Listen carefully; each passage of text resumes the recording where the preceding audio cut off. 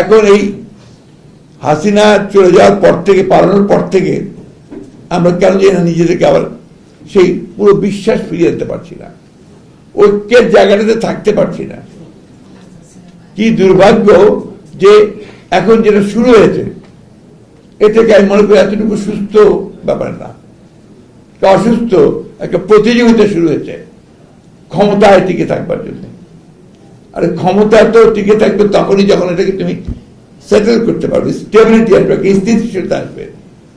তার জন্য আমরা যে কথা বারবার বলছি সংস্কার, সংস্কার তো আমরাই শুরু করেছি ভাই, আমরাই প্রথম সংস্কারের কথা বলেছি।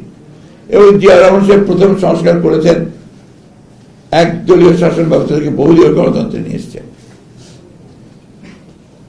গ্রেটেস্ট সংস্কার, উনি পুরো কাঠামো পরিবর্তন করে দিয়েছেন। এই যে সংবাদপত্রের স্বাধীনতা একদম বন্ধ ছিল, মাত্র 4টা পত্রিকা ছিল, সবগুলো প্লিজ সবগুলো সংবাদপত্র ওপেন করে দিয়েছিলেন জিয়া রহমান সাহেব। অর্থনীতিতে একটা বদ্ধ অর্থনীতি ছিল, বন্ধ, সেখানে পুরো একেবারে বৈপ্লবিক পরিবর্তন সেটি মুক্ত করেছিলেন।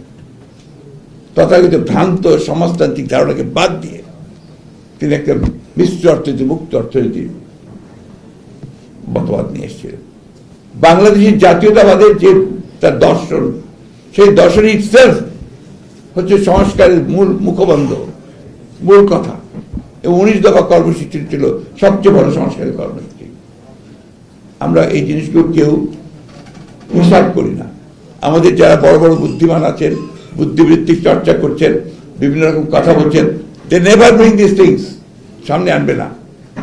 কারণ তারা তো ওই মাটির মানুষের সঙ্গে তারা এখনো সেই সম্পৃক্ততা অর্জন করতে অনেকেই পারেননি। আমি অনুরোধ করব যে এই বিষয়গুলো সকলকে দেখার জন্য, to study properly Zia Rahman, to study properly Khaleda Zia.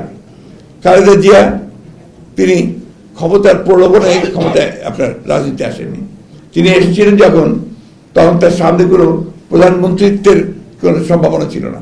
তিনি এসেছিলেন একটা জাতিকে মুক্ত করতে, স্বৈরাচার হাত থেকে, গৃহবধূ সেই সামনে এসেছিলেন। তিনি দীর্ঘ 9 বছর লড়াই করেছেন। আমি বলি সবসময় যে খালেদা জিয়া প্রথম নারী মুক্তিযোদ্ধা, আমার উপরে খুব রেগে যায় ফ্যাসিস্টরা, খুব বাজে কথাবার্তা বলেছে, ভুল, বাট দ্যাটস দ্য ট্রুথ।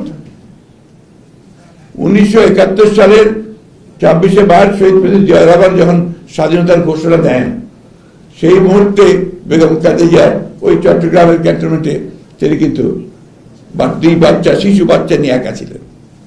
ওই সময় সৈনিকেরা এসছে তার কাছে যে আমাদের কমান্ডার তো এখন নাই, বাইরে আছেন, আমরা আমাদেরকে বলছে অস্ত্র সমর্পণ করতে, আমরা এখন কি করব? তিনি বলছে তোমাদের কমান্ডার ফিরে না আসা পর্যন্ত তোমরা একটা অস্ত্র সমর্পণ করবে না।